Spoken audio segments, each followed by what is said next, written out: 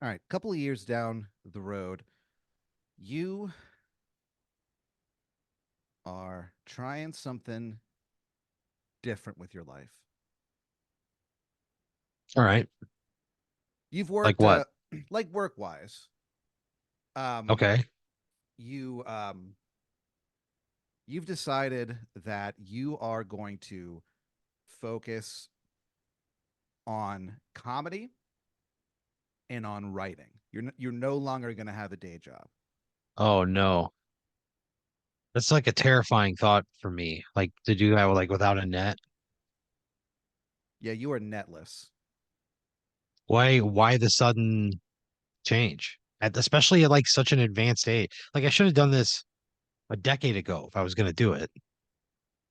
Um you got fired from your job. So I'm not making a choice here to like pursue this. Well, your choice is What that the like fuck? your your choice is like, you got fired, you don't have a day job, so you're gonna try to do do the old comedy thing, you know? You're like, why even get a new job when I can just focus on comedy and trying to make that work, you How know? am I gonna pay my bills? So you thought about that. Yeah. Yeah. So there was a night that actually like changed everything for you. Change your to be honest with you, change your entire mindset. What happened was you were doing a gig at you're doing a bar gig at this place called the Brass Tax. Sucks. And the servers there, when people ask about like, oh, what's your special for the day? They go, now let's get down to brass tacks here. And then they like explain it. They have to say it. If they don't, they get fired. And they have secret shoppers. That fucking sucks. It's just That's the thing. like a Chick-fil-A my pleasure level. I mean, it's worse than that. Yeah. Ugh. So at the brass tacks, you've been hosting a comedy show there for a few months. Okay.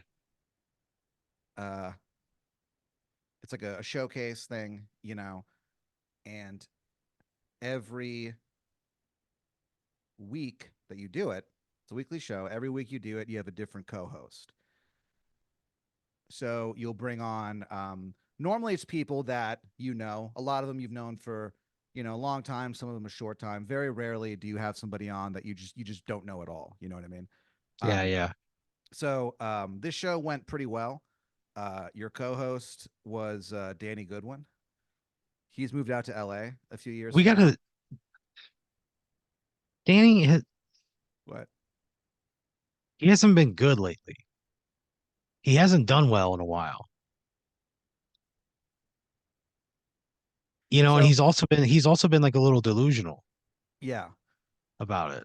So this is a few years down the road, and so when Danny shows up, he's like, "Oh man, don't worry about it tonight, dude." He's like, "I my head's kind of been up my ass lately, but like, don't worry, bruh, it's gonna be fine." And he smiles that Danny Goodwin smile at you, Yeah, and you fucking believe him. I melt. Yeah, you look into Danny Goodwin's eyes, and not for the first time, you feel your heart melt. That soft, buttery heart of yours. Oh, that doesn't sound like a very good heart. It's So soft and buttery. so Danny he co-hosts the show with you. You guys go up top. You guys like riff for a little bit, and he's like, man, just to show you how like hard I've been working at this, I'll go up first, dude. It's chill, bro. So Danny goes up and has maybe I'm the not putting him set. first. He has maybe the set of his fucking life. Still wouldn't put him first. He Still fucking goes. way. He insists. He goes up and he actually murders so hard that like no, like No one can follow him. So it's actually like a really bad show. Everyone eats shit after him. They So got they got reverse Goodwin.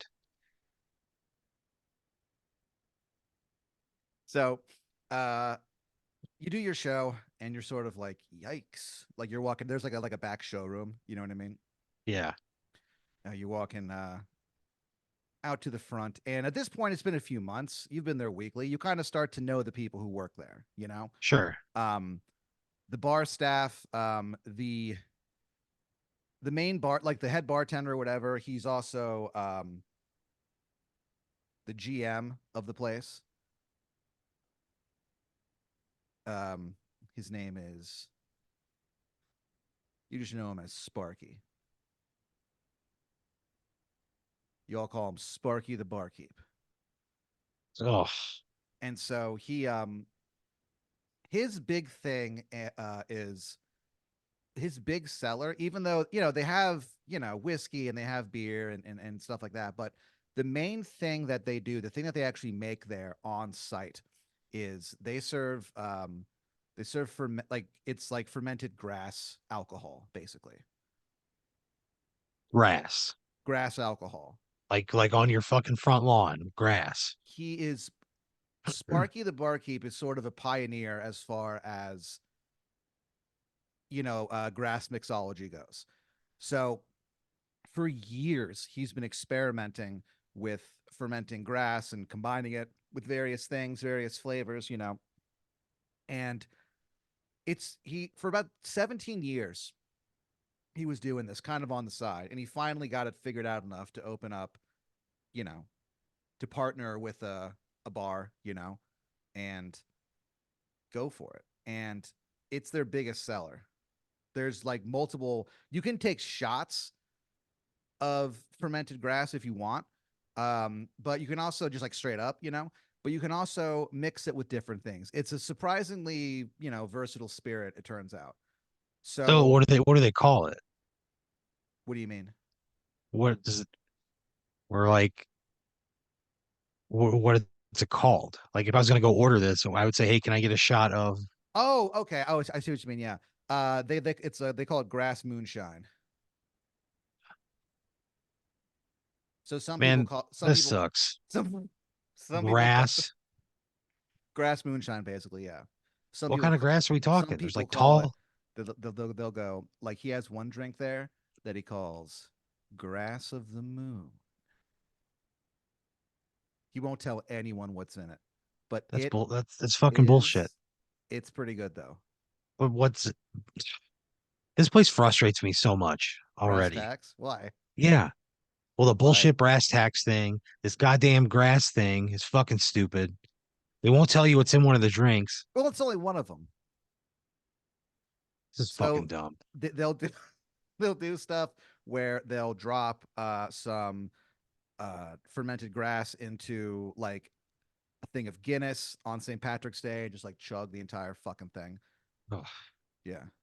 Um, How they long is call it this stuff ferment they for? they, they call it a Saint grass tick shot. And Whoever came up with you that can should be beaten.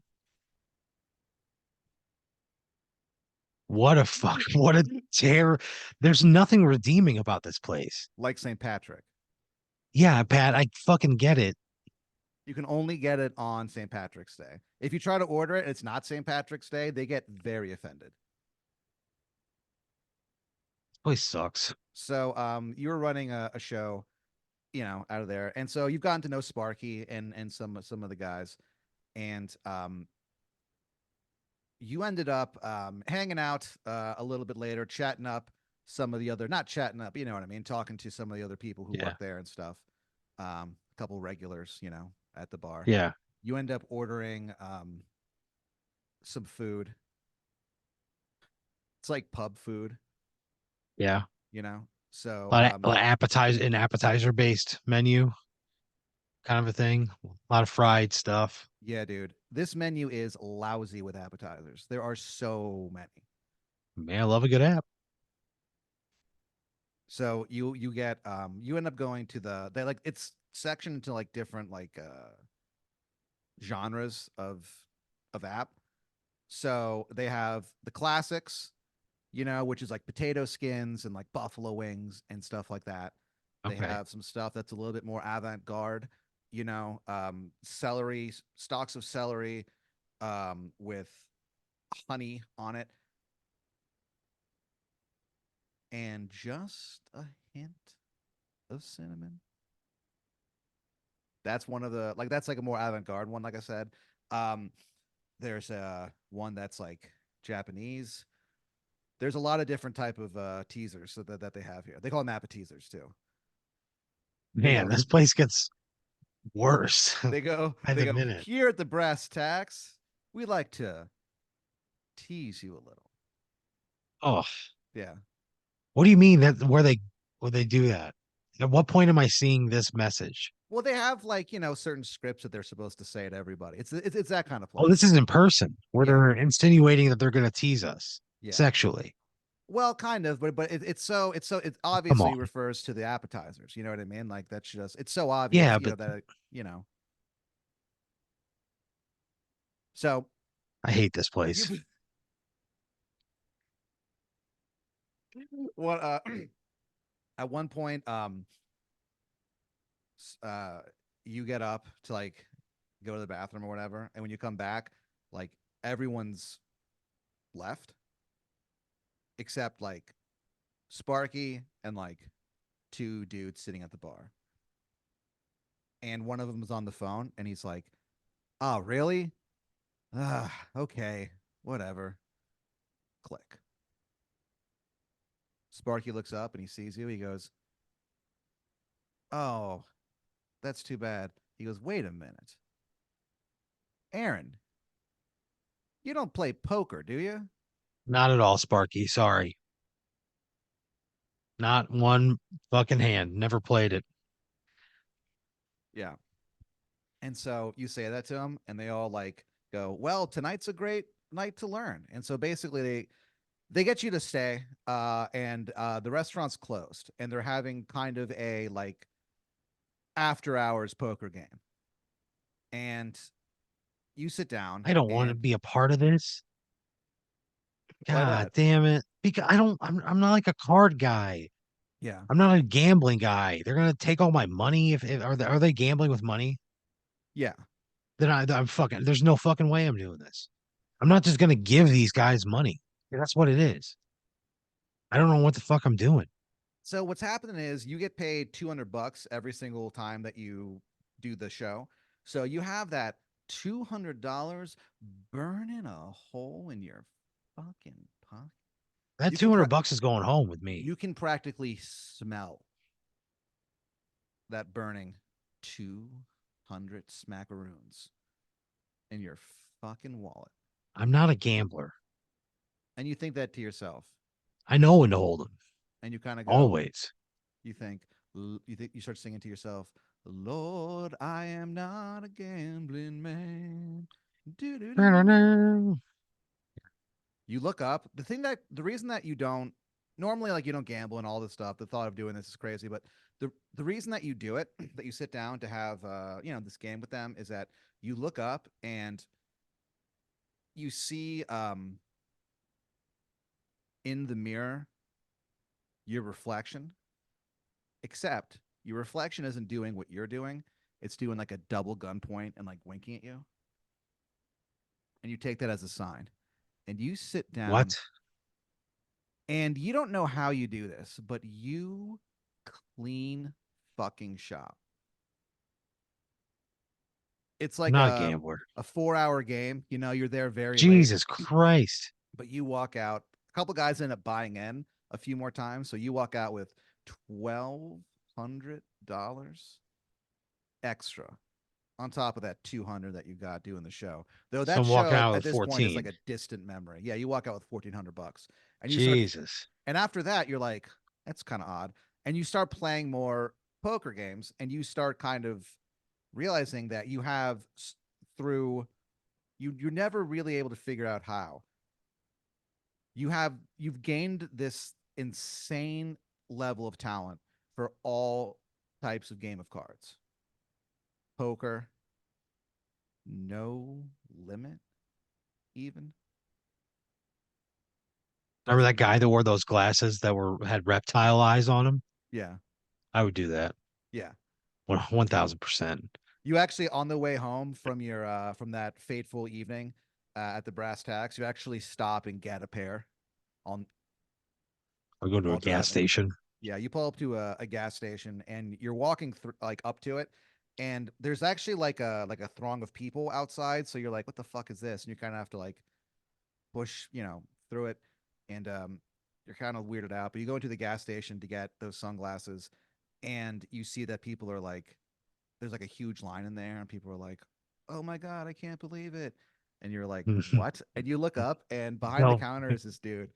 Um, his name tag says Kevin Gilb. Kevin Gilb is this guy who basically he's like a convenience store. I almost want to say call him like a free agent. You know what I mean? He goes from place to place. Whatever has the best offer, that's where he'll go to. He's It's a widely hired gun. he's a hired gun basically, yeah, because he's very good at it, Yeah. and he actually the reason that so many of these places will like offer him more money than other places is that he attracts such a like a loyal, um clientele, the Gilb heads, they call themselves. So the Gilb heads will go to whatever gas station that Kevin Gilb is working at. So Yeah. you be on the way home, you buy the you know, Fucking lizard specs. those lizard specs, even though you're in line for like 20 minutes, you're like, whatever, it's worth it. So you are kind of supplementing your income playing cards. And you're kind of, you definitely have a few months rent like stored away. So you can kind of try to, make a go of it comedy wise, Yeah. You're going out, telling jokes. If you stay at home, you're like, writing stuff like that. Man, I'm probably being a real night owl. You are. Oh man. Man, You this is all bad news. you actually get your first tattoo Yeah. on your arm. It's an owl at night like pouncing on a like a squirrel, and it's like ripping it in half, like there's blood everywhere. It's very violent. You Jesus. you get Why? it because you see yourself as, a night owl. You actually like it started as an inside joke between, you and your roommates, but you got a like a night light that What? you have yeah, because their thing is like, oh, Aaron, like you're getting home so late with all this like night owl stuff. We'll leave a light on for you, and you're like, oh, whatever. And so they actually get a night light, and it's just a it's like a chicken. What the fuck? It's a I'm like a an adult. multicolored chicken crossing the road. I don't need a fucking child's nightlight. What the fuck? So you're doing a lot of cards and you're doing a lot of gigs. Ugh. Okay. One night you come home, that chicken crossing the road almost greets you. Is it in our dining room? Yeah.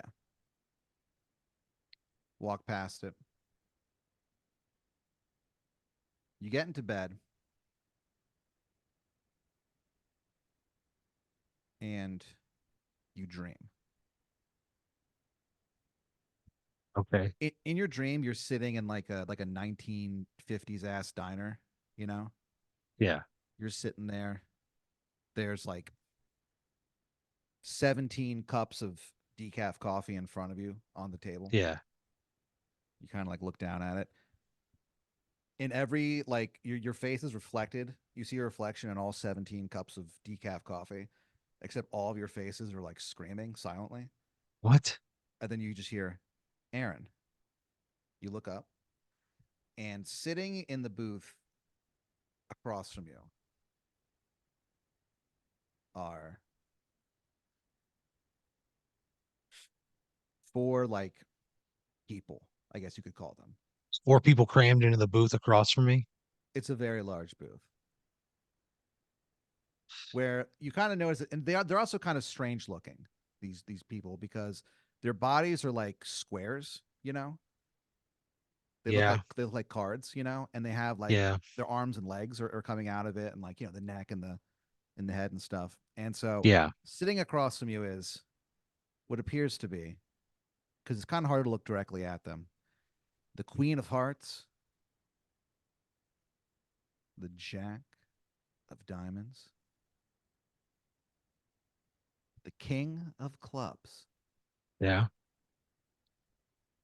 And then like it's a diner where there's like every table has like a small little jukebox.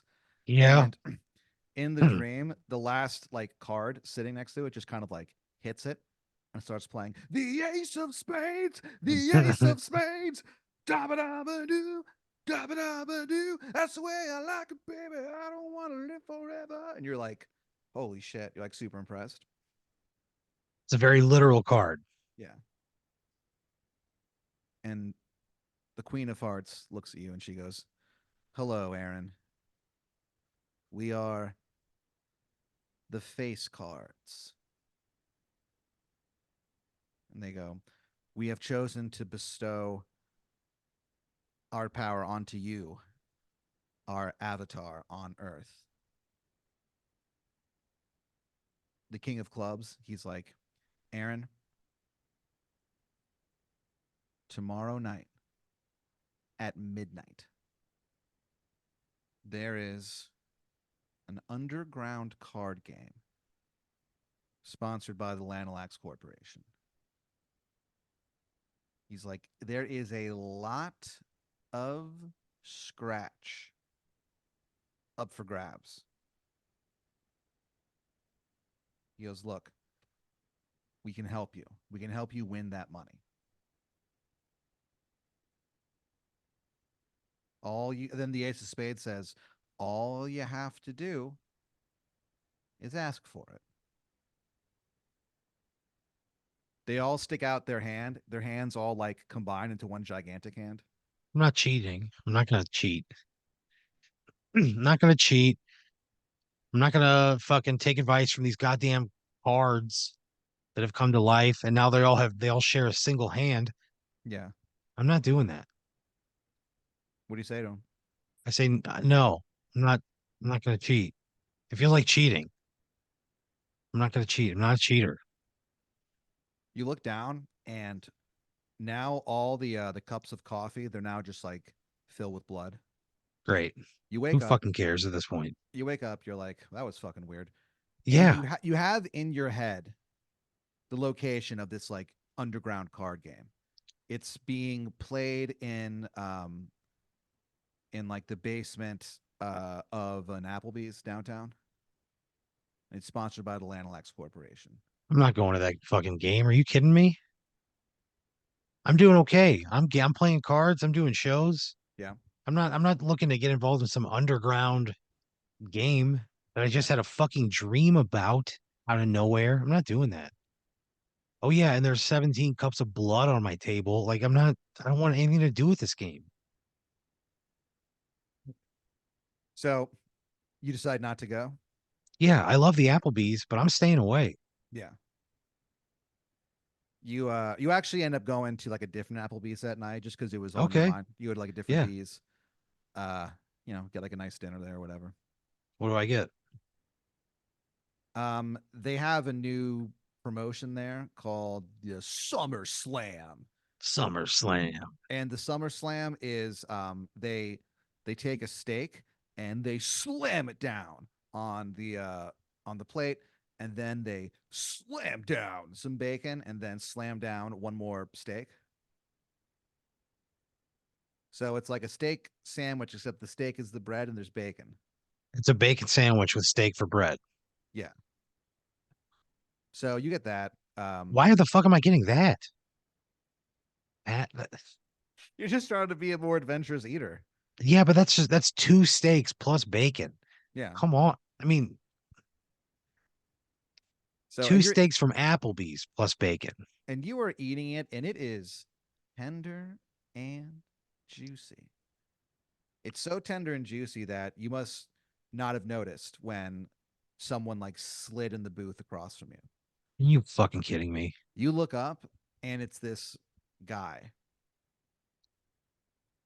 He has like green stringy kind of hair. He's wearing like a purple suit with like a a flower, you know what I mean, on it on the lapel. Yeah, a little And his boutonniere. yeah, and his face is like chalk fucking white, and he's got like a smile cut into his face, you know. Yeah.